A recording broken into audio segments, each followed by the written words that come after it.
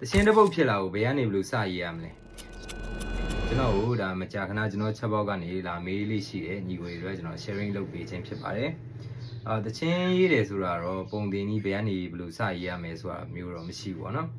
ဒါပေမဲ့ကျွန်တော်ရေးနေကြပုံစံဖြစ်တဲ့အလွယ်ကူဆုံးပေါ့နော်အဲ့စရေးမဲ့သူတွေအတွက်လွယ်ကူဆုံးဖြစ်မဲ့နီလန်းလေး၃ခုကိုကျွန်တော်မျှဝေချင်ပါတယ်နံပါတ်1 concept နဲ့ theme စဉ်းစားခြင်းပထမဆုံးစဉ်းရတော့ theme လို့ခေါ်တဲ့ဒီတချင်းရဲ့အကြောင်းအရာနဲ့ခံစားချက်ကိုသတ်မှတ်ရတာပေါ့နော်ဥမာကိုကဘာအကြောင်းရေးမှလဲပေါ့အချစ်ချင်းရေးမှလားအသက်ကွဲချင်းရေးမှလားဒါမှမဟုတ်တခြားအကြောင်းလားပေါ့နော်ဥမာအခုကျွန်တော်နောက်ဆုံးရေးထားတဲ့ပန်းနေပွင့်စီဆိုတဲ့တချင်းဆိုလို့ရှိရင်အခုကောင်မလေးကိုကဘာမှမဖြစ်သေးပေးနိုင်သေးတဲ့အတွက်အားနာတယ်ဆိုတဲ့အကြောင်းမျိုးကို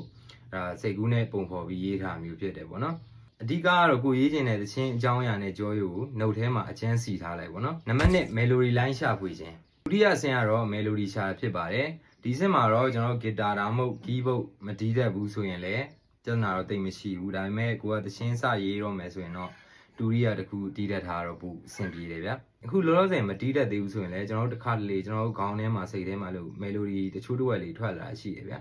အဲ့ဒါကိုကျွန်တော်တို့ phone recorder နဲ့ကျွန်တော် humming လုပ်ပြီးတော့အတန်သွင်းထားလို့ရတယ်ဗျဥမာဒီလိုမျိုးပေါ့ဗျာလာလာလာလာလာလာလာအဲ့အမျိုးမှာကျွန်တော်တို့ phone recorder နဲ့ဖမ်းထားလိုက်ပေါ့နော်အဲ့လိုမျိုးသွင်းထားတဲ့ဟာလေးကိုကျွန်တော်တို့ chord progression နဲ့ပြန်ချိတ်ပြီးတော့ music တည်ဆောက်ရတာဖြစ်ပါတယ်ပေါ့နော်နံပါတ်3 lyric စဉ်းစားခြင်းကျွန်တော်ဒီနောက်ဆုံးအဆင့်ကတော့ lyric လို့ခေါ်တဲ့စာသားထည့်ရမှာဖြစ်ပါတယ်ပေါ့နော်စာသားထည့်တဲ့နေရာမှာကျွန်တော်စကားလုံးလှလှရေးကြီးပဲကိုကျွန်တော်ပြစ်သိပ်ထည့်လိုက်မယ်ဆိုလို့ရှိရင်တော့ကျွန်တော်နားဆင်သူအနေနဲ့ဤသွားရတယ်ပေါ့နော်အဲ့တော့အဲ့လိုမျိုးစကားလုံးလှလှရေးတုံးတာထက်ကျွန်တော်ကတော့ဒီနားဆင်သူတွေခံစားရလွယ်မဲ့